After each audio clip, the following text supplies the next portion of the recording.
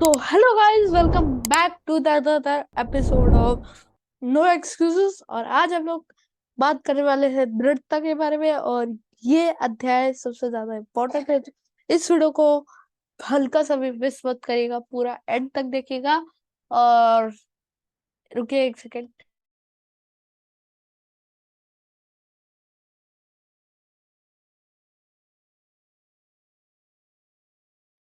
तो स्टार्ट करते हैं बिना किसी देर के। अरे भाई भाई भाई, क्या हो गया? जल्दबाजी में बड़ा आदमी बनने का प्रयास ना करें। प्रयास करने से सावधान रहें। जीवन में 10,000 में से एक प्रयास भी सफल हो सकता है। ठीक है।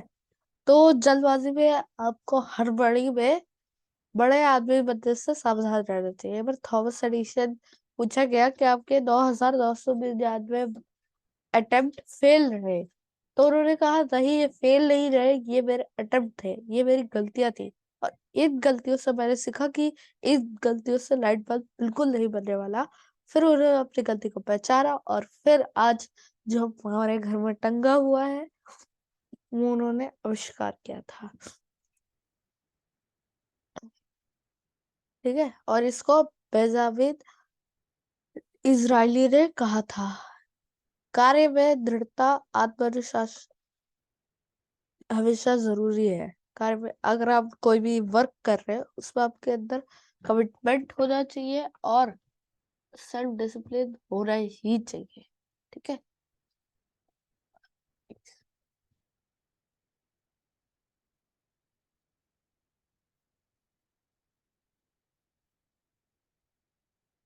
आगे जानते हैं ये शब्द आपको हमेशा आत्मविश्वासन और आत्म सम्मान के बीच संबंध है।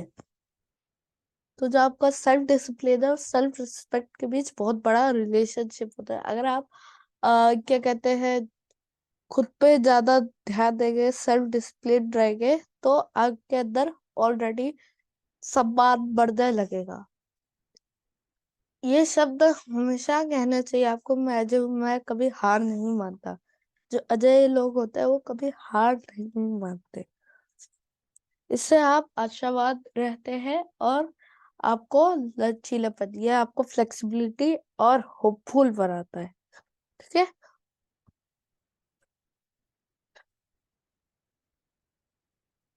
जब आप शिकायत करते हैं और दूसरों लोगों पर दोष रोपण देते हैं तो यह आपको तुच्छ और छोटा दिखाता है। यही यह आपकी व्यक्तिगत शक्ति भी छीन लेता है। प्रतिक्रियाशील के बजाय सक्रिय प्रोएक्टिव रहे। तो जब आप किसी चीज की कंप्लेंट करते हैं, किसी आदमी की कंप्लेंट करते हैं किसी और से, तो ये आपको बहुत छोटी यानी चींटी के बराबर से सोच दिखाता है। और ये आपके अंदर की जो व्यक्तिगत शक्ति है, आपके अंदर की जो सेल्फ पावर है, उसको भी छीन लेता है। और रिएक्शंस, तुरंत रिएक्टिव बनने की वजह से रिएक्शन न ले और उसके बाद अगर आप अपने काम पे, जो आप काम कर रहे हैं, उस पर फोकस रखें। ठीक है। और आगे चलते हैं। और व्यक्ति असफल व्यक्ति अपने लिए खेद महसूस करता है, जबकि सफल लोग उन मूल्यवान सबको की तलाश करते हैं जो वह सीख सकते हैं, जो भविष्य में उनकी मदद करेगा। ठीक है। तो जो लोग असफल होते हैं वो हमेशा खुद के लिए गिल्टी महसूस करते हैं कि मैं मुझसे कुछ अचीव नहीं होगा, मैं ये अचीव नहीं कर पाऊंगा। पर जो सफल व्यक्ति यानी सक्सेसफुल पीपल होते हैं, वो अपने अंदर जो उन्होंने गलती की है उनमें से इम्पोर्टेंट सीख लेते हैं। इम्पोर्टेंट सबको, जैसे मॉरल स्टोरीज में होता है, मॉरल लेके फिर अपने अगले काम करने लगते हैं। तो जैसे 2,999 थॉमस एडिशन 999 बार फेल हुए थे, तो वो फेल नहीं हुए थे, वो अटेम्प्ट थे, और उन्होंने अपनी गलती को पहचाना, फिर एक बार और ट्राई किया, और उन्होंने लाइट बल्ब बना लिया। तो आगे चलते, प्रतिकूल परिस्थितियों का सामना करने के लिए हमेशा अपने आप को मजबूत, शक्तिशाली, दृढ़निश्चयी व्यक्ति के रूप में सोचे। पहले ही संकल्प ले ले कि मैं कभी हार नहीं मानूंगा। कभी कभी अनफेवरेबल सर्कमस्टेंसेस आ जाते हैं, जिसका आप सामना करने के लिए आपको हमेशा अपने आप को अनुशासित रखना होगा, कि आप मजबूत रहेंगे, और आप शक्तिशाली रहेंगे, पावरफुल रहेंगे, आप दृढ़ निश्चयी, मतलब जिसका इसे बार ठान लिया तो वो करके ही रहेगा, उस व्यक्ति के रूप में आप सोचेंगे, और पहली संकल्प ले ले कि मैं हार नहीं मानूंगा, चाहे कोई भी सरकमस्टेंसेस, कुछ कोई भी कठिनाई क्यों ना आ जाए। Action exercises part 1। अपने जीवन में एक क्षेत्र की पहचान करें जहां आपको अपने लक्ष्य को प्राप्त करने के लिए और भी अधिक मेहनत करने की आवश्यकता है। उस क्षेत्र में कार्रवाई करें। दूसरा, अपने जीवन में एक लक्ष्य की पहचान करें और आपने पूरा नहीं किया क्योंकि आप असफल रहे। उस क्षेत्र में उपलब्धि हासिल करें, और आज आप उसके लिए क्या कदम उठाएंगे। तो अपने जीवन में कोई भी एक क्षेत्र यानी कोई भी फील्ड की पहचान करें, और फिर उसके लिए डट जाए कि और दृढ़ निश्चयी बन जाए उसके लिए, और फिर आप उस पर काम करने लगे, और जान लें कि कितनी मेहनत की आवश्यकता होगी, और फिर उस पर काम करना शुरू करते हैं। अपने जीवन के कोई एक ऐसे लक्ष्य जिसमें आप विफल रहे हैं, उस लक्ष्य को पहचाने, और फिर आप उस पर काम करना शुरू कर दें।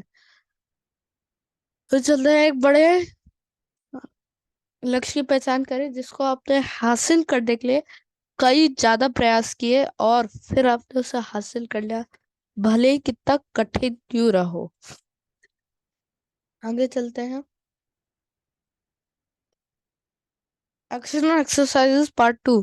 जीवन में एक प्रमुख निश्चित उद्देश्य यानी चीफ डेफिनेट एम तय करें, और एक लक्ष्य जिसे आप यदि आपने हासिल कर लिया तो इसका आपके जीवन पर सबसे अधिक सकारात्मक प्रभाव क्या पड़ेगा।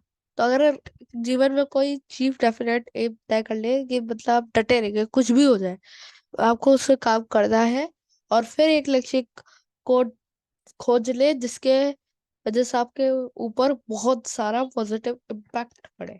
ठीक है, तो ऐसा कोई गोल डिसाइड कर दे। अपने लक्ष्य को स्पष्ट रूप से लिखे, एक अच्छी तरीके से लिखे, और इसे पूरा करने के लिए एक विस्तृत कार्य योजना यानी डिटेल्ड एक्शन प्लान आपके लिए, उसको प्राप्त करने के लिए आप कितने एक्शंस लेंगे, क्या क्या करेंगे, क्या क्या चीजें करेंगे उसको हासिल करने के लिए। आज ही निर्णय लें कि आप तब तक डटे रहेंगे जब तक आप सफल नहीं हो जाते, चाहे कुछ भी हो जाए। ठीक है, क्योंकि मैं अजय हूँ। ठीक है, आज ही डिसीजन ले लीजिए कि आप तब तक काम करते रहेंगे उस फील्ड में जब तक कि आप उसमें सफल नहीं हो जाते, और खुद को यही बार बार कहें कि मैं अजय हूँ, मैं मुझे कोई नहीं हरा सकता।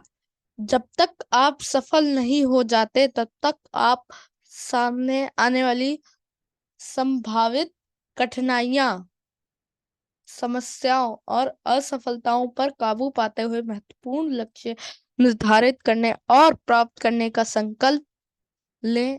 इस प्रक्रिया को बार बार दोहराएं जब तक कि दृढ़ता आपके लिए एक आदत ना बन जाए।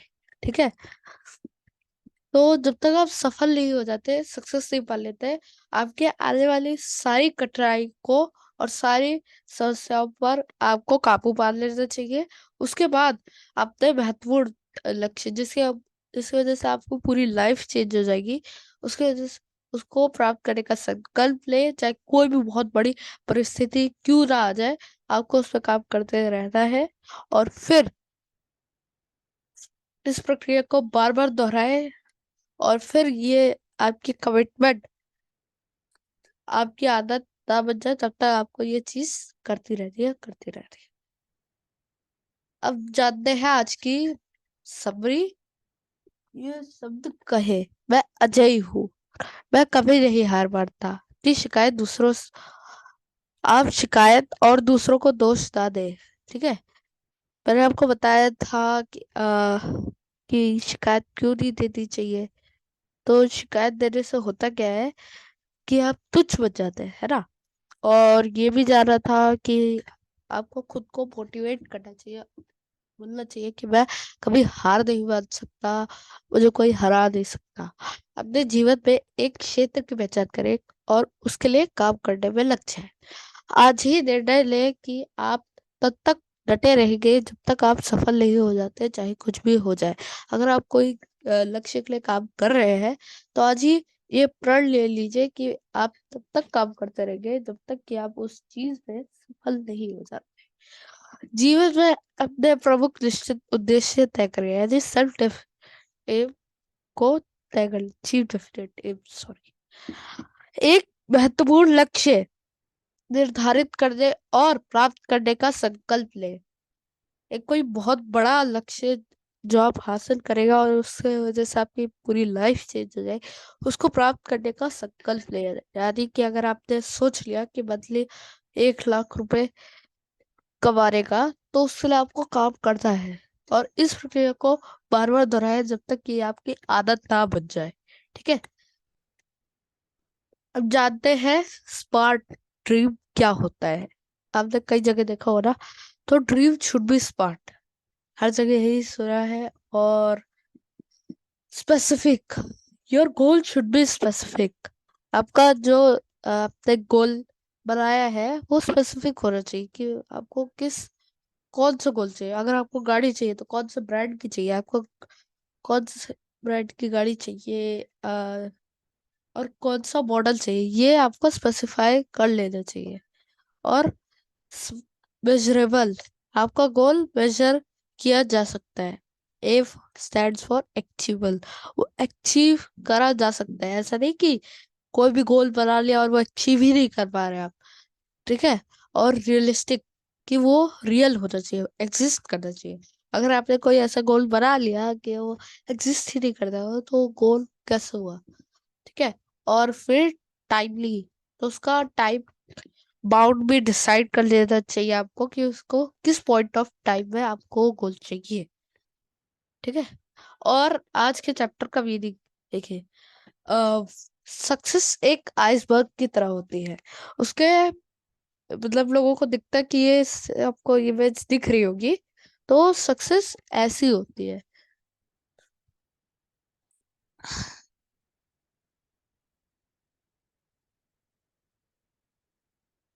चलो देखते हैं। देखो, सक्सेस ऐसी होती है, पर लोगों को लगता है बस सक्सेस इतनी है, पर सक्सेस इतनी गहरी होती है। सोचो, उसके पीछे पीपल को क्या नहीं दिखता है। Dedication, hard work, discipline, sacrifice, failure, persistence, यानी दृढ़ता, असफलता, सेक्रीफाइस, त्याग, डेडिकेशन, लगातार, हार्ड वर्क, मेहनत, डिसिप्लिन, अनुशासन, इतना कुछ होता है एक सक्सेस। तो सक्सेस एक आइसबर्ग होती है। तो बस यही था इस चैप्टर का मीनिंग। और आशा करता हूँ आपको आज की इस बुक समरी से कुछ सीखने को मिला। और बस आज के लिए इतना ही। तो हमने जाना कि शिकायत हमें क्यों नहीं करनी चाहिए। तो और भी बहुत कुछ हमने इस बुक समरी में जाना। तो आप कमेंट में बताइएगा कि आपने आज क्या क्या सीखा। और मुझे आपके रिप्लाईज बहुत अच्छे लगते हैं, तो कमेंट करिएगा, इस वीडियो को लाइक करिएगा। मिलता हूँ आपको नेक्स्ट एपिसोड में, तब तक ले बाय।